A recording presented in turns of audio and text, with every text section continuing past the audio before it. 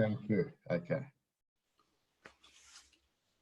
So Alan, are you guys in the fall season right now? What is your season over there? Yeah, this is autumn now, fall. Getting cooler outside, I guess? Well, Melbourne's definitely got 4 seasons. So today is okay. It's about 19 degrees, but then it's getting colder. 19 Celsius, right? Yeah. So that's probably about 65. That's about what it is here. It might be a little tad warmer. I was out early this morning. There was frost. So it was Which city are you in, Andy? I'm outside of Nashville, about 20 minutes south of Nashville. Beautiful. And there were frost on the trees this morning. It's 37 degrees when I went outside. We got a few participants rolling in. We'll let folks come in. I see Chris Kincaid's in there. I haven't seen that name in a long time. Maggie, Peter, Robert, Robin, Ryan, Stephen, Susan. I see Terry's on here from Canada. TJ. Oh, Warren. Hey, Warren. We'll let some of these folks kind of get in the room, get settled. Is my sound coming through okay? You sound good. Okay.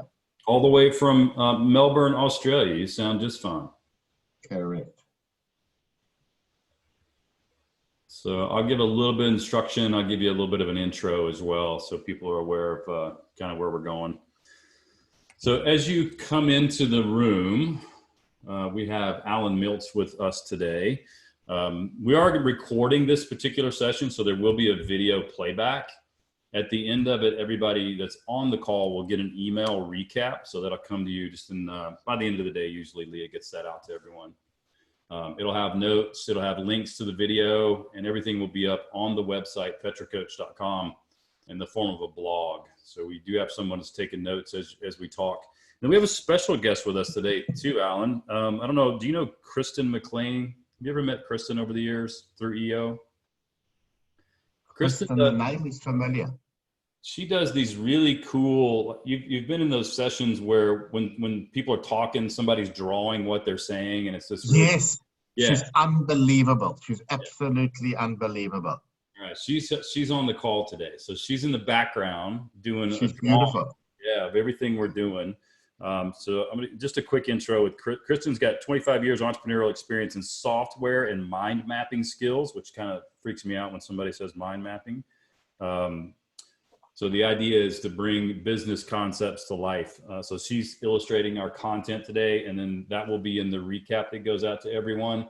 And Alan will send you a copy of that as well. It's really fun to see, what her interpretation of these things actually look like. It's really, really. She's done one for me before, and she's absolutely, I've got it framed. It's absolutely amazing. Well, yeah, it's beautiful. Well, you'll have another one from today's talk as well.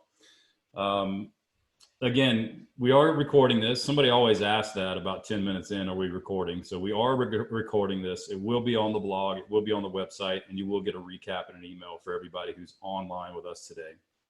So I've had the pleasure of seeing Alan speak many times.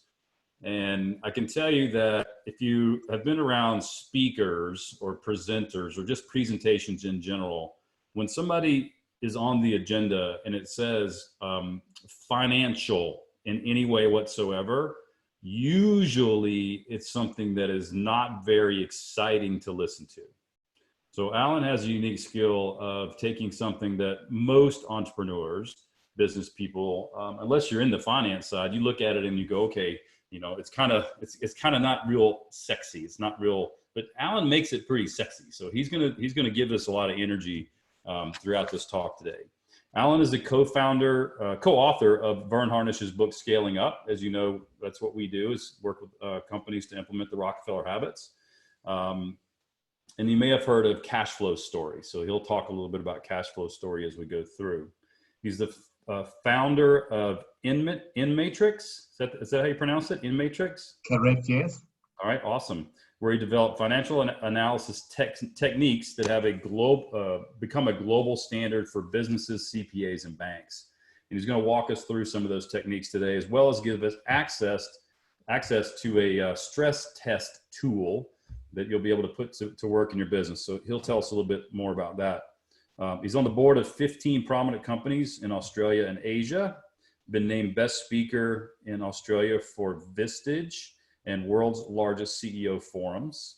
And in this difficult time, it's never been more important to understand and manage your cash flow, not necessarily revenue and profit. He's going to distinguish between those and what cash flow actually is, so you can preserve your cash and preserve your business.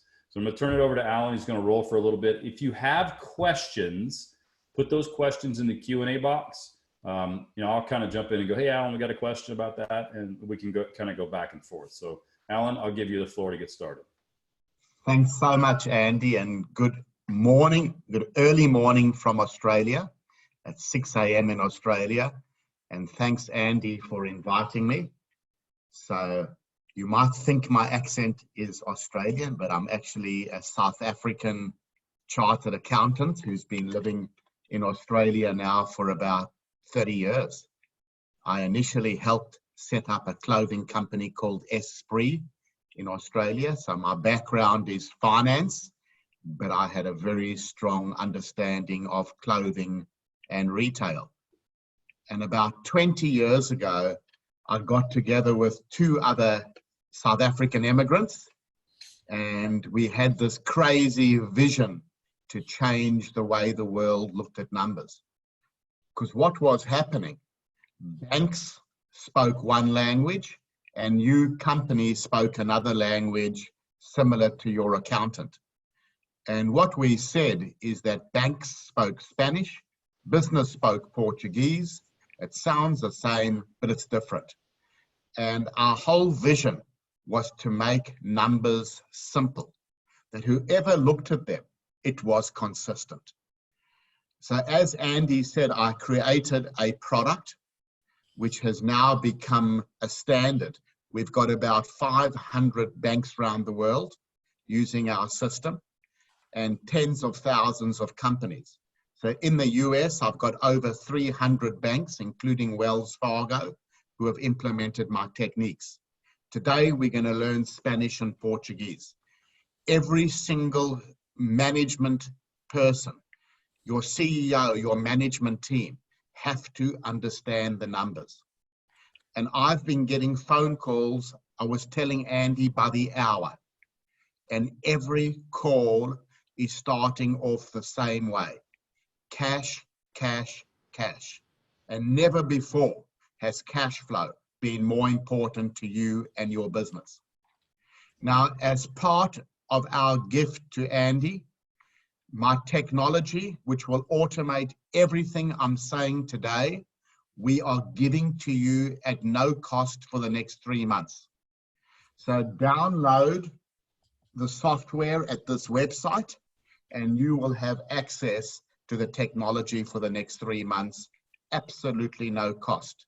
And I've also embedded in the software, in the Learning Center, a 30-minute summary video of what I'm doing today, of all the key concepts.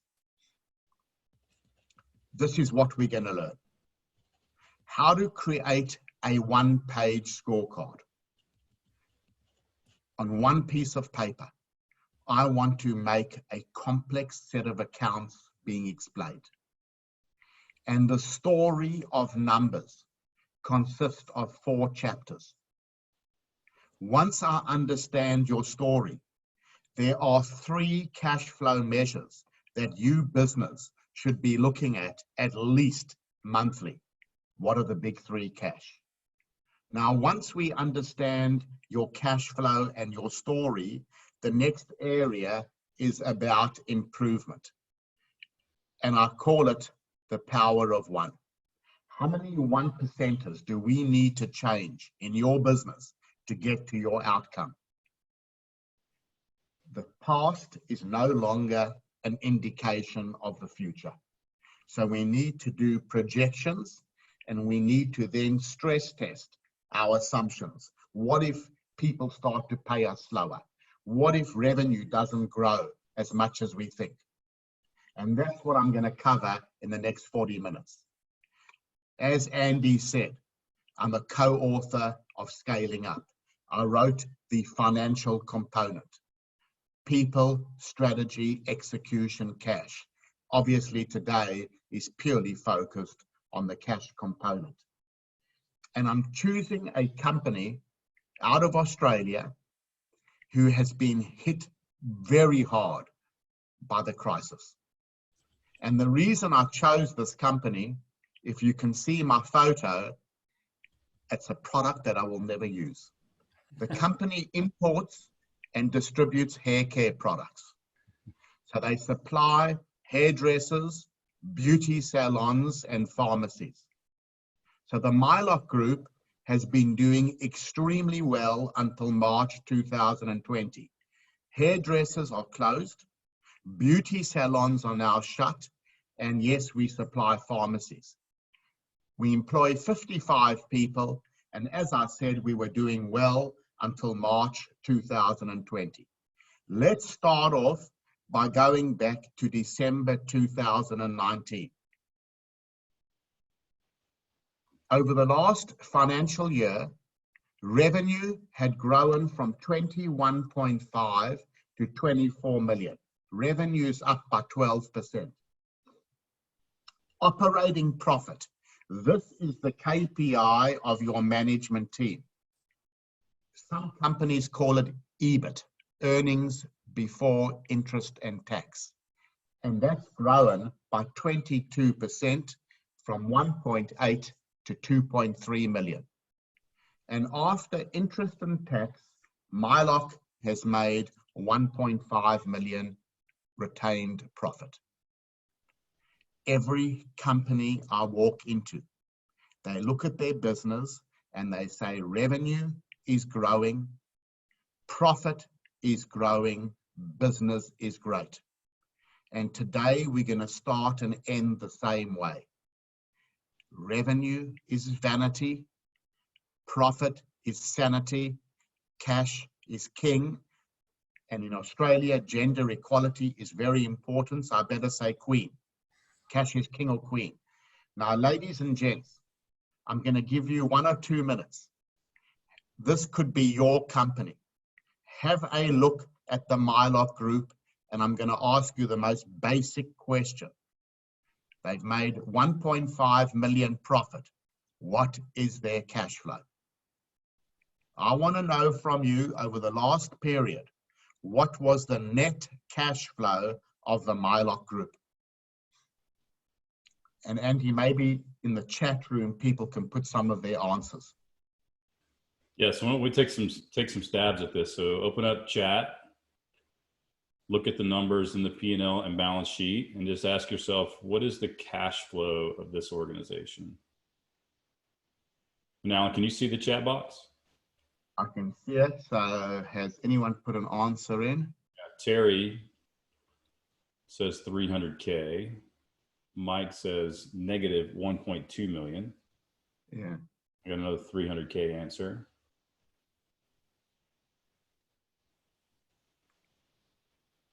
So we got 3 answers. Anybody else want to take one more answer? Let's get one more answer. Nobody else wants to answer. Okay. All I can say, Andy, you've got some other well-trained companies, because no one ever gives me the right answer. Let me explain it to you simply. The accounting profession has overcomplicated the numbers. Cash flow, in reality, is the most simple concept. If you start the year with $10,000 in your bank account, and you end the year with $1,000 left in your bank, I'm sure everyone would say cash flow is minus 9,000, the movement in my bank account. So cash flow definition number 1, it's called net cash flow. And net cash flow is the change in your borrowings plus cash at bank. I want to know every single week, every single month, what has been the movement in all my bank accounts. That is your cash flow. It's such a simple concept. So if I'm looking at Miltz, cash at bank has not moved. In terms of borrowings, Short-term debt went from 3.1 to 2.8 million, which is an improvement of 300K. And my long-term debt hasn't moved. It stayed at 1 million. All my bank accounts have improved by 300K. I've effectively reduced my borrowings by 300K, or in layman's terms, I've generated 300,000 positive cash. So cash flow definition number one, you cannot look at your business and say, I've made 1.5 million profit. What you should be asking is, what is my profit and why is my cash flow so different? So in this particular company, as you can see, there's a massive difference between profit and cash. Cash flow definition number one, what is the movement in all my bank accounts? And Andy, please, if anyone's asking questions, just interrupt me. I got one question. So here's a question from Mike, who posted the 300K answer earlier. Working capital, he's posing this as a form of a question. Working capital doesn't come into it, AR, inventory, AP, so none of that gets figured into cash flow? I'm going to answer that question in about 5 minutes. All right, so Mike, give us 5 minutes there. Okay, perfect. So this is the way every single company presents at their management meetings. They say revenue's up by 2.5 million, 12.5%. Our margins are growing every period. Our operating profit is growing every period. Business is great. And I'm saying cash is king. That is the number that I want to understand. And as we've all heard, revenue is vanity, profit is sanity, cash is king. And I'm saying now to every company around the world, it's absolutely vital that your whole management team understands the story in a consistent framework. You are most likely in a situation where you're going to take some tough decisions, and you need to be able to communicate internally and externally with no ambiguity. So when I say to you, what's your cash flow, your brain has immediately got to focus on the movement in the bank accounts. Revenue is vanity, profit is sanity, cash is king. And as I said to you, there are 3 cash flow measures. The first cash flow measure, which we've just learned, this is the KPI of a CEO. A CEO is responsible for everything after everything's happened. Your management team do not control interest, taxes, asset purchases. So this particular number, net cash flow, incorporates these items. Therefore, it's the KPI of the CEO. What's happened after everything? And as I said to you, net cash flow is the movement in all your bank accounts. So if we know at the beginning of the period, what are all the bank accounts? We've got $4 million of debt. At the end of the year, that's been reduced to 3.7 million. I can immediately tell you cash flow is the movement in your bank accounts, 300,000 positive. Now, what's happening around the world? Every single CEO, every management team loves the profit and loss or the income statement. It is so easy to read. However, the balance sheet is equally important. We've got to learn to convert the balance sheet into a statement that everyone in your company can understand. And this is the way we can make a balance sheet simple. I can describe any business in the world, their balance sheet, in one sentence. And the sentence is funding equals operations. So how do you finance a company? Either through debt or through equity. That's the way you fund a business. So if we look at Miltz's company, if I'm looking at Miltz's company, the debt of Miltz, because what we're saying is debt plus equity is my funding. Well, my debt, I've got 1 million long-term. I've got 2.8 million short-term, so that's 3.8 million. And I've got 100,000 cash in the bank. My net debt, or my debt, is $3.7 million. That's my debt in the Miltz Group. My equity is simple. From my balance sheet, I've got $4 million. So in other words, funding equals operation. Miltz has got 7.7 million invested in the operations of the company. Every single CEO should know how much money they are managing, and they should know how they are financing their business. Another mistake people are making all over the world. They're saying to me, Alan, the bank is coming to see us, tell us the good news. What I'm saying to every single company is debt sits next to equity. The bank is your partner. The bank knows your cash flow every day because cash flow is the movement in your bank account. The worst thing you can ever do to a bank is give them a surprise. The banks don't understand hairdressing products, but the banks understand budgeting and forecasting. You've got to show your partner, the bank, that their money is in a safe set of hands. And never before has it been more important to demonstrate to the bank that if we're going to get more money to obviously fund our shortfall, we're going to be able to repay that money one day. So funding equals operations. And this is where the question earlier about working capital comes in. So let's go back to that particular slide.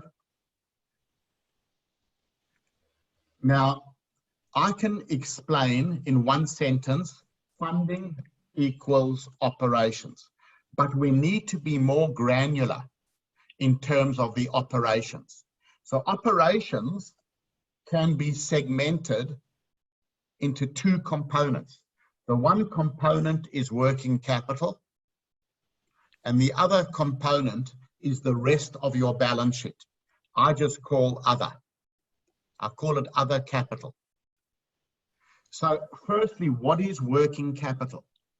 Working capital consists of three items: accounts receivable plus inventory, or in a service company, we call it work in progress, minus the suppliers, minus accounts payable. So working capital consists of three items: your receivables, your inventory or your work in progress, minus the amount you owe your suppliers.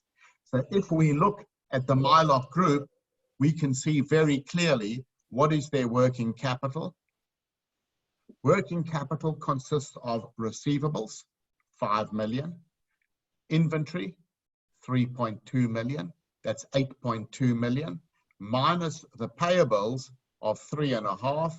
So I've got working capital consisting of AR plus inventory minus AP, and that's 4.7 million. So Miltz has got 7.7 million of funding, of which debt equals 3.7 and equity equals 4 million. Where has the money been spent? I've got 4 million in my working capital and the rest of the balance sheet. These are items your non-financial people have got no control over. Accruals, prepayments, provisions, deferred tax. In Miltz, a simple company, we got one number called fixed assets of 3 million. So if you said to me, Alan, explain the balance sheet in one simple sentence, I can say to you, the balance sheet has been made complex by the accounting profession, but the reality is the balance sheet is a very simple statement. Funding equals operations. You fund your business through debt and equity. What are you funding? The working capital, which is three items: receivables plus inventory or work in progress minus payables. The rest of the balance sheet is the balancing item I just call other. In the Miltz group, as I said, there was one item. Now you can start to see what's happening. Cash flow is the result of your company. Cash flow is the movement in all your bank accounts. So in the Miltz group, at the end of the year, we got 3.7 million of debt. At the beginning of the year, our debt was 4 million. So I can clearly tell you, debt has been reduced. So in other words, our debt has come down by minus 300,000. But the Miltz group made 1.5 million profit. So in other words, our funding, if you look at the funding of the company, they made 1.5 million profit. They reduced their debt by 300,000. Therefore, we've grown the funding of the company by 1.2 million. Funding has to equal operations. Where did Miltz spend their money? Your balance sheet has to balance. We made 1.5 million profit. We reduced our debt by 300K. We've therefore grown operations by 1.2 million. So if I now look at the Miltz group, we can clearly see, if we go to their financials, what's happened to working capital. Well, receivables has increased by 1 million. Inventory has increased by 700K. And my payables has increased by 500. So therefore, my working capital has grown by 1.2 million. And I didn't spend any money on other. So if you now say to me, Alan, we've increased the funding of the company by 1.2 million, where did it go? The answer is, in one sentence, I can explain your set of accounts. In one sentence, we can explain what's happened in the business. We made 1.5 million profit. We reduced our debt by 300. We grew working capital by 1.2 million, and we spent 0 on the rest of the balance sheet. This is the result of your business. During the COVID crisis, what am I trying to do in every single business? I'm trying to minimize the cash burn. Some of you might be doing well because you're in the right industry. I'm therefore trying to optimize the cash flow I'm generating.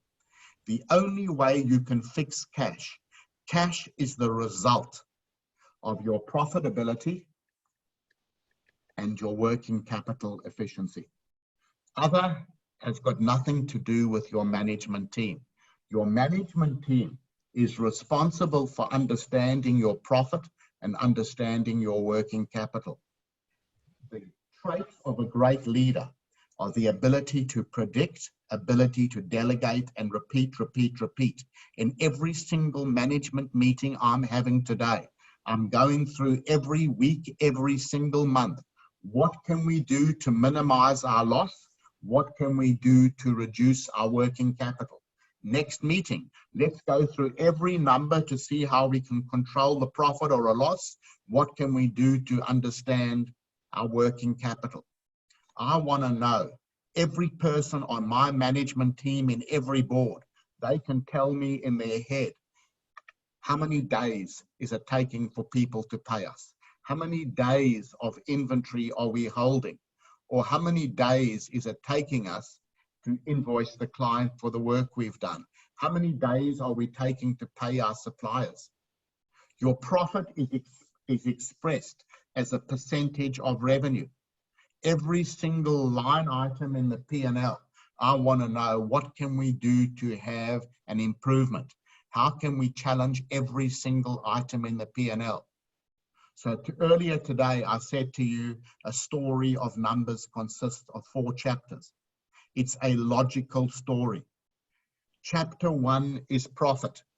Miltz, you made 1.5 million. Equally important is chapter 2, working capital. My 3 components, receivables, inventory minus payables. Miltz, you grew that by 1.2 million. The rest of the balance sheet, other, we spent 0. Can you now see Mylock why you generated 300,000 cash? The result of your business is your funding or your cash flow. We speak Spanish. This is what's happening. We got a company and we got banks. This is where the issue is going globally. Every single business you walk into, all they ever talk about is chapter 1 of their story. You cannot read a book and understand the first chapter. It's like reading a murder mystery. The result of the story is in the last chapter. If you want to know who committed the crime, read the full book. You are all reading chapter 1, and then you're wondering why you don't understand your cash flow. You've got to understand profit. What's happened in working capital? Did we spend any money on other? The result is cash. Cash is measured in a simple way, the movement in your bank accounts. Your bank is obsessed with cash flow as measured by debt service capacity. Every bank around the world says, I'm going to give you money. Do you have the capacity to repay us in the future? When a bank is worried about you, it means you've got a cash flow problem. You better tell the bank how you're going to fix your problem using chapter 1 and chapter 2 as your mitigants, risk and mitigants. Chapter 1 and chapter 2, repeat, are the KPIs of your management team. They've got to understand exactly what's going on in profit, working capital, profit, working capital. So if you said to me, Alan, no one understands cash flow, the accountant is giving us a one-page complicated report, my answer is one of the smartest leaders I've ever worked with is the ex-CEO of one of the largest banks in Asia. And he always said to me, a good leader, and it stands for L-E-A-D-E-R, and I love this. He says, the first thing I do is as a leader is I listen. L is for listen. And listen has the same letters as silent. When I listen, I'm silent. And when I listen as a leader, as a person on the management team, I listen with empathy.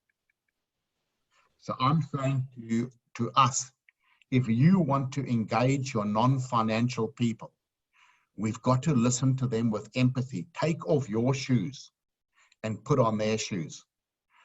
Anyone who's a non-financial person could understand this.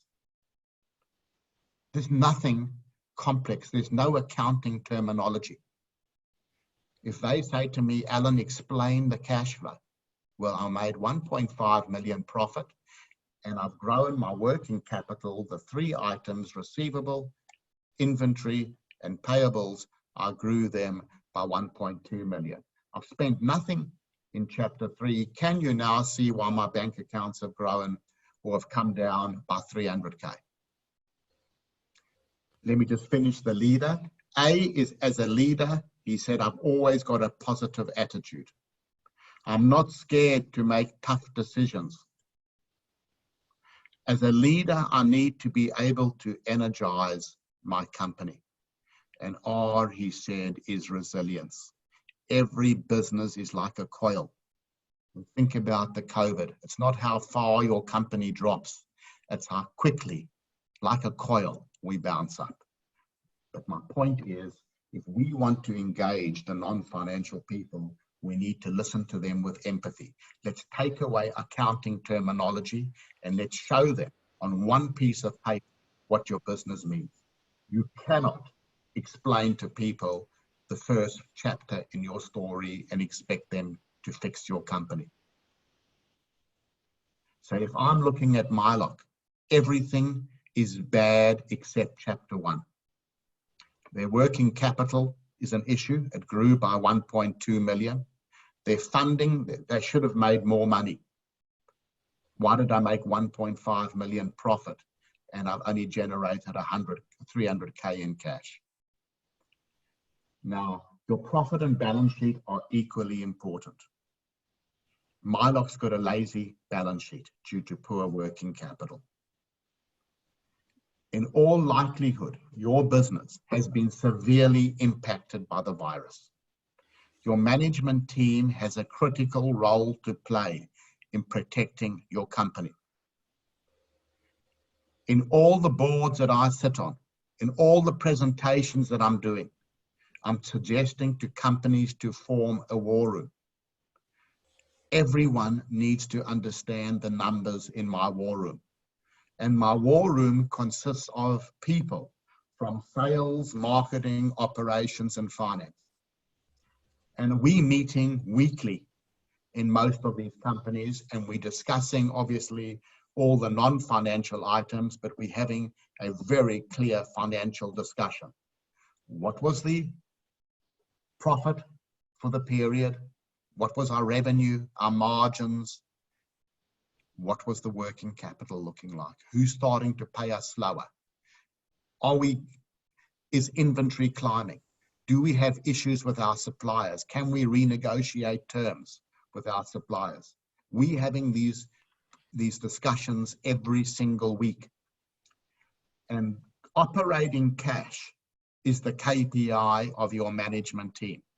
Your management team is responsible for Chapter 1 profit and Chapter 2 working capital. However, within profit, they're not responsible for everything in profit. They are responsible for your operating profit. What is your profit before interest, before taxes, before dividends? That's operating profit. And equally important, they are responsible for your 3 items in working capital. So if we look at the Mylock Group, as we've seen them before, let's go quickly back to their financials. Management team, we did a brilliant job. We made 2.3 million operating profit. But management team, our working capital has changed by 1.2 million.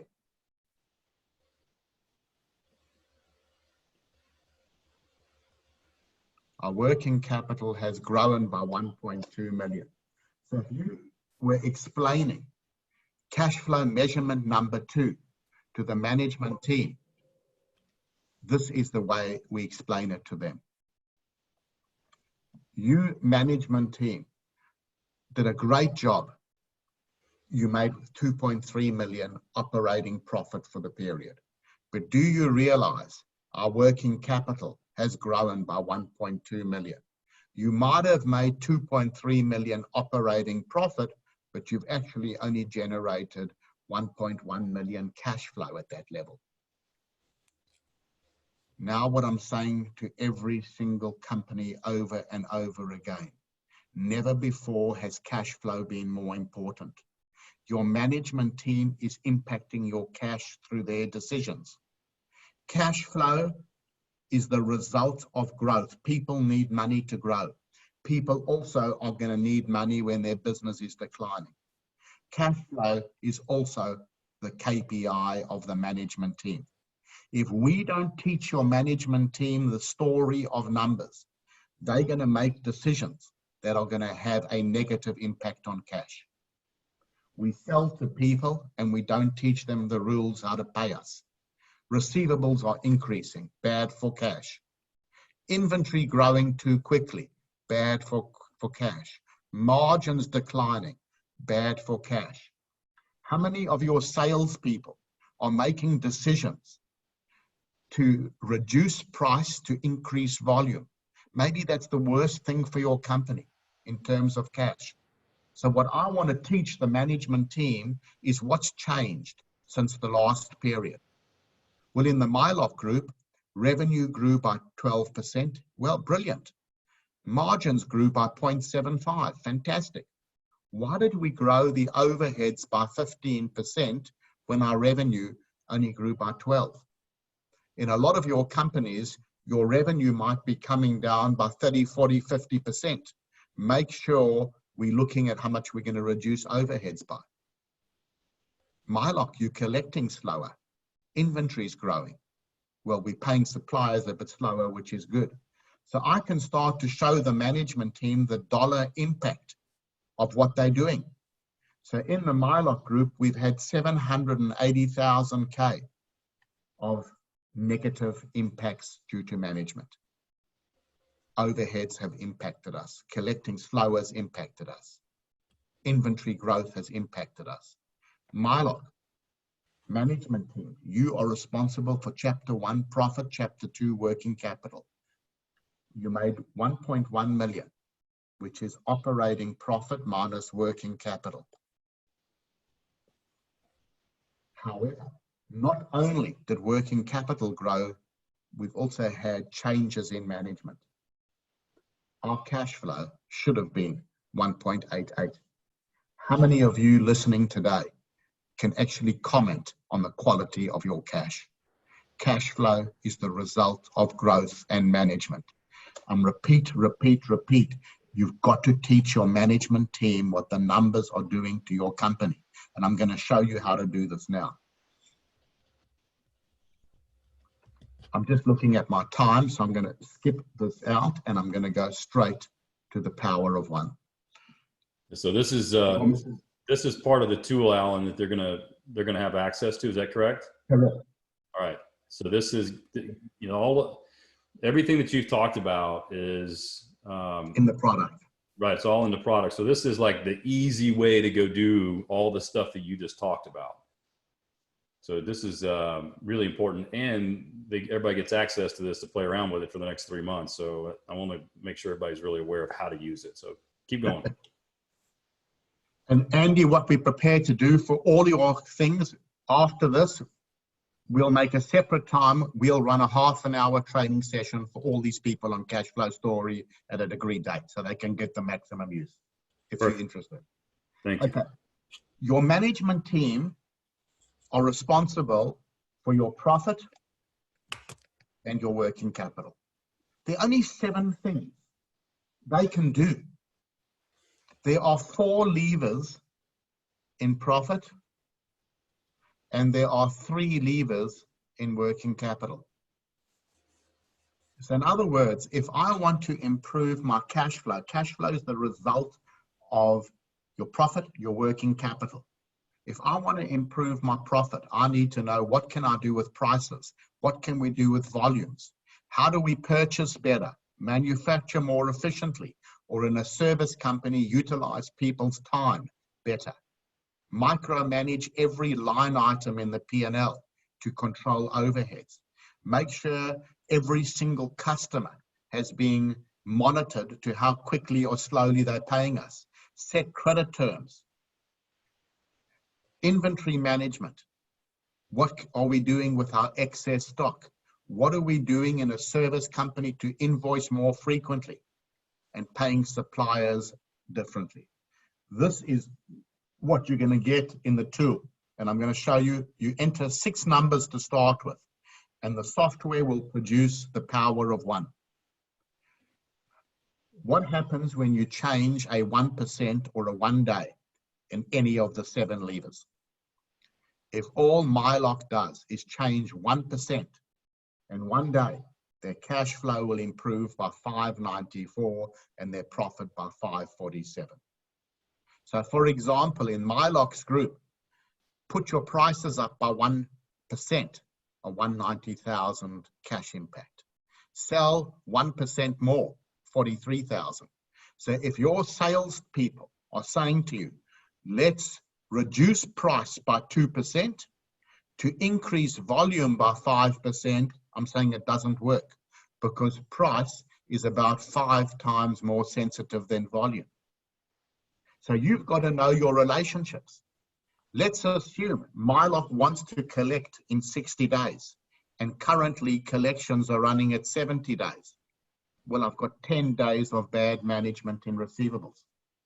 650,000 is sitting in customers' bank accounts that should be in your bank account.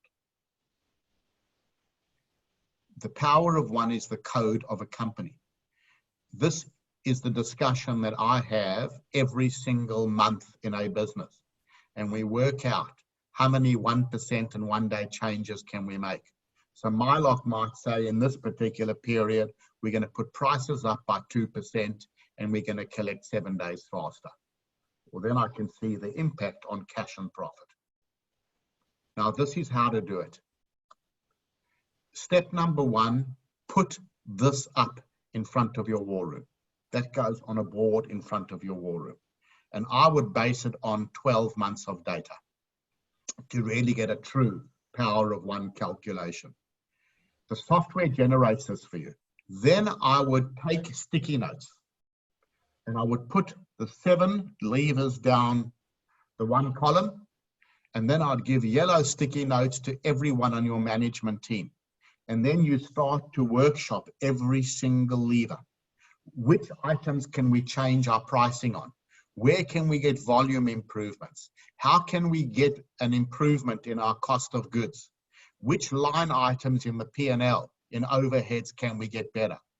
So once everyone comes up with their ideas, rank them from most to least important.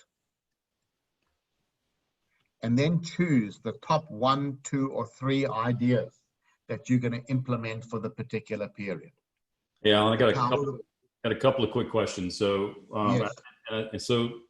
Because I've got a question about most and least, and then there's a question in the inbox that says, how does the power of one apply to professional services-based businesses that don't carry heavy inventory or large costs of good? My assumption is that's a lever they wouldn't be able to use inside of the tool, but they could use the other levers, correct?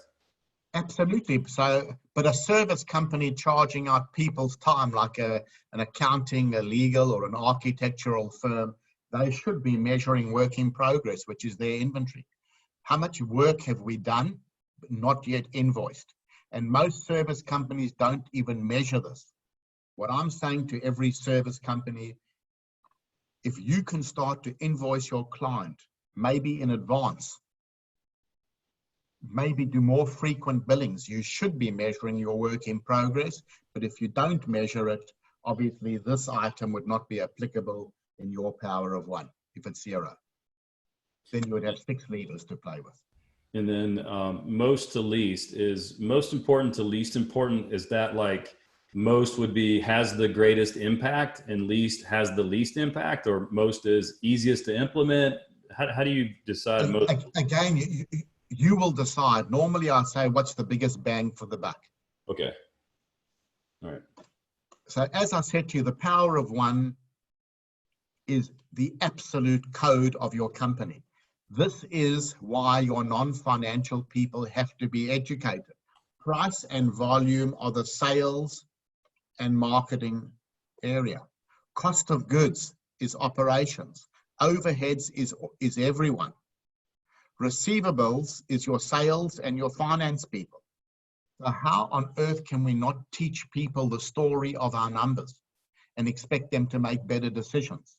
Once you show people the power of one, their brain within time, repeat, starts to say, every decision I make, I've got 7 things I need to think about. It's not complex. Now, assumptions of the past no longer apply today. So if I look at the Mylock group in March 2020, still looking okay. But when we do the projection for June, we're getting hammered. So we're projecting that our revenue will go from 4.6 million in the March quarter to 785,000.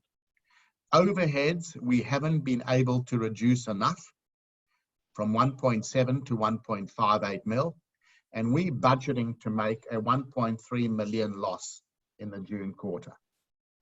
Now, remember, funding, either debt or equity, equals working capital plus other capital.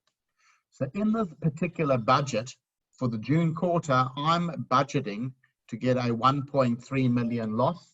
Therefore, my equity comes down by 1.3 million. How am I going to fund it?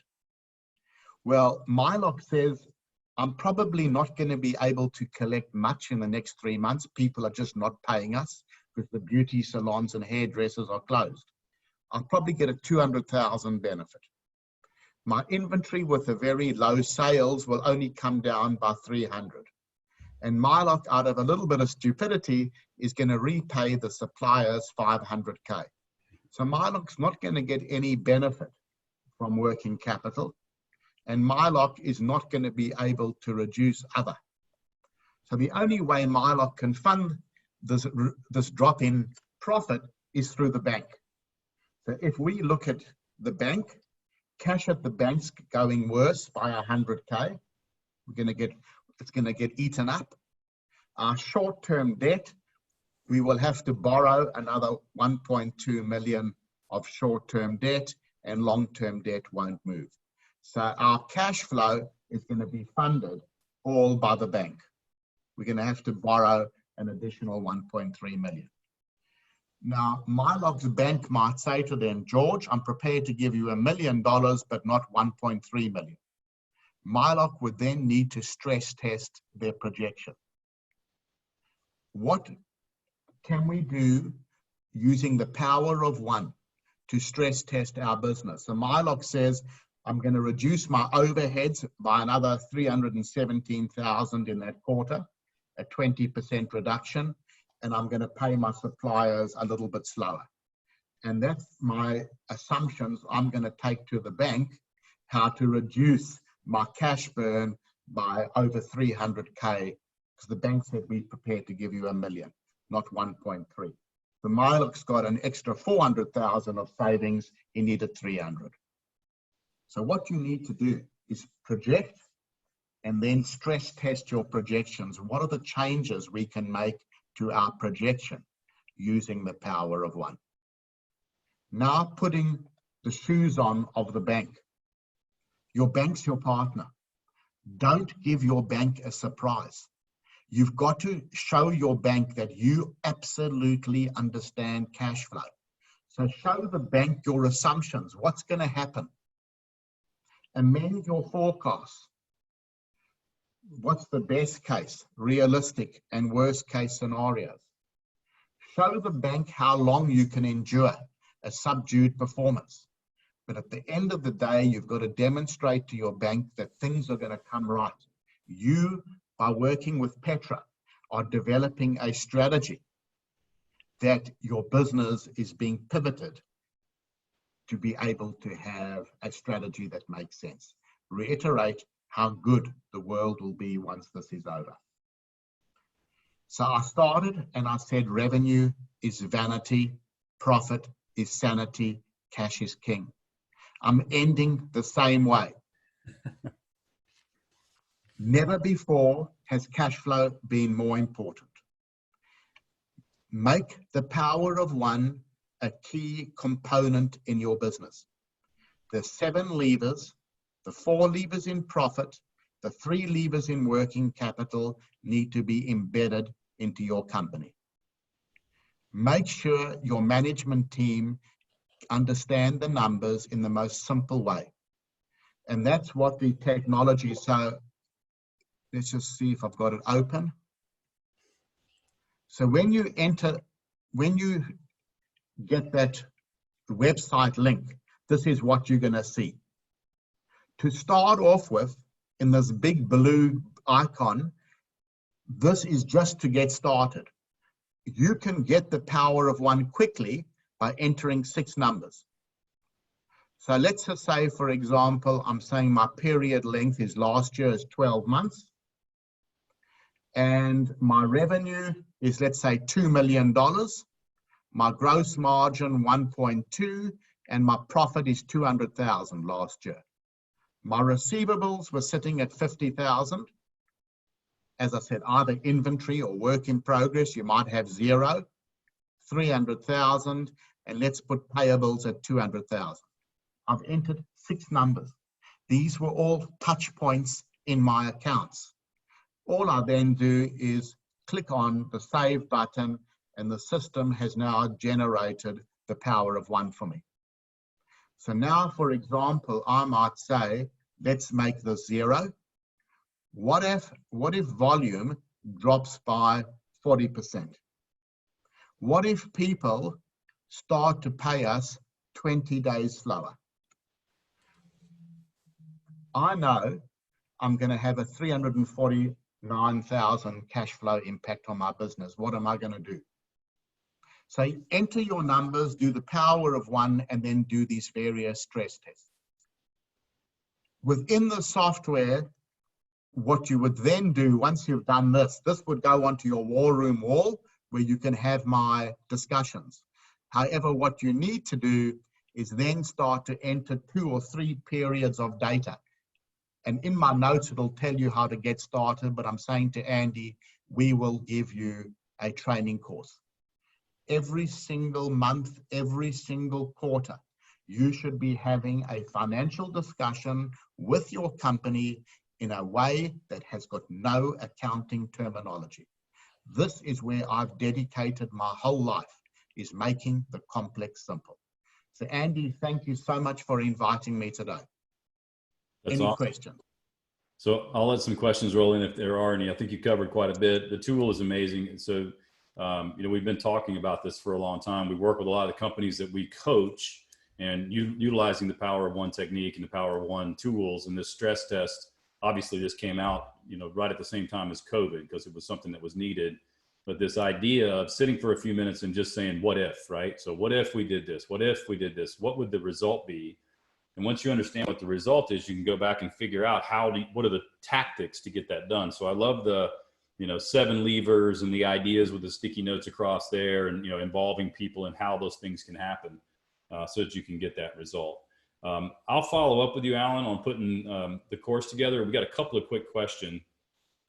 What reasonable period length should we stress test for? Is that like a 90-day period, a quarter at a time? Can you stress it for less, or? Okay, so when you get started, so the first thing, as I said to you, just enter your 6 numbers. So let's go to the Mylock group over here. Normally what I would then do, I would start off entering 2 periods into the system, which are quarterly. So I've entered the December quarter and I've entered the March quarter.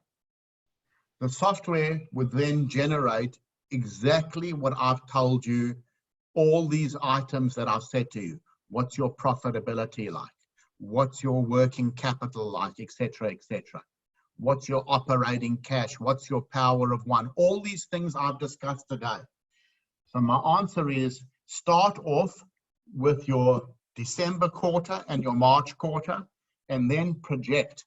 So the software enables you to do a projection for the next quarter. So I would then do a projection for the June 2020 quarter, and then I would stress test those numbers. But I would do it quarterly, every 90 days. So every 90 days, so looking at it every 90 days. Yeah. Terry's asking, how can we request the training offered for our managers? How would you feel, Alan, if we put together a little workshop and invited people to bring your financials, bring your information, bring your team, and show up, and we just did a big Zoom training session, all this at one time? Does that work for you? The other thing that I've done just before COVID, and it always happens, I have made a 30, so if you open up the software on the front page, under Learning Center, I have put in here, under videos, I've made a 30-minute video for you on every word I've said today. Okay. So play that to your management team. So play it right to the management team there.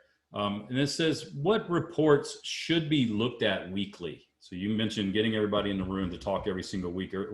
What reports would you bring in there for a weekly meeting with management? Obviously, discuss your revenue every single week, what's happened by all your product categories. And then I would discuss your overheads, for example, because you won't really know your actual margins by week. Go through which overheads we can still attack. Look at your receivable days, payables, who's putting pressure on us to pay. So go through your key working capital components and your key profitability items that are changing each week. Perfect. And then there's a question around accrual budgeting. Would you advise moving away from accrual budgeting at this time? I don't even want to go into accounting terminologies and whatever. that you need to speak to your accountant to, how you're going to record. All I'm saying is do not use terms like accrual, accounting, and these terms to your management team. They will not know what you're talking about. So what you've got to show to them is just whether you're working on a cash basis or an accrual basis, just show them the numbers and explain to them these. It's all about the change. What's happened this week versus last month, or this quarter versus last quarter. It's the change. As long as you're doing things on a consistent way, it's the change that's important. Perfect. And then how do you calculate a financial discount in accounts payable? Okay. So I think so let me just, days to pay, I believe, correct? Okay. So in other words, a discount. So let's say, for example, we've got Mylock, and Mylock pays their suppliers in day 60, right? And now Mylock approaches their supplier and says, if we pay you on day 7, what discount will you give us? And Mylock's supplier might say, we're prepared to give you a 3% settlement discount for 7-day payments. So in other words, you're basically receiving 3% for 60 days, 53 days, call it 60 days. If I extrapolate that to a year, to 360 days, so this needs to be times by 6, I'm regularly getting an 18% benefit. So in other words, if I can borrow money from the bank at 5 or 6% to receive an 18% benefit, it's a no-brainer if the bank will lend you money to do that. So I'm comparing my cost of my discount, annualized, versus my cost of borrowings. That's the way you do it. Awesome. Good explanation. That's why never give discounts, only take them. All right. Hey, great to see you. Wait, let me think. Got one more question popping in here. Oh, I just got Jose says thank you. So Alan, appreciate you jumping in, man. I know it's early over there. Always good to see you. And you and I've talked about working together more closely for a long time. This might be a good kind of catalyst to make it happen. Some quick announcements. This is recorded. We will have this available at the end of the day, most likely as soon as Leah gets it together. It'll be on the website and the blog, and you will get a recap. In the recap, we will include the links for everything that Alan has talked about. So you'll have that as well. And then we do have 2 workshops throughout the week. Be sure you check those out on petracoach.com. One workshop, and Alan, you alluded to this, kind of the pivot, right? So we have a pivot planning workshop for teams to get together and figure out what is the pivot they're going to make so they can play well in a new world that's moving from defense to offense very quickly. And then in the U.S., we have this crazy government relief thing going on. You're very familiar with it as well. But how do you get forgiveness on the dollars that are in the PPP? What's the Main Street funding going to look like? How do you use those dollars correctly? So do you pay people and bring? There's all kinds of decisions that have to be made. So we've got a workshop specifically for that as well. It's a couple hours long, and you can check that on the website. So Alan, thank you, brother. Great to see you. I know you got a long day. Thank you so much, everyone, and all the best from down under. All right, brother. I'll talk to you soon. Thanks. Bye-bye.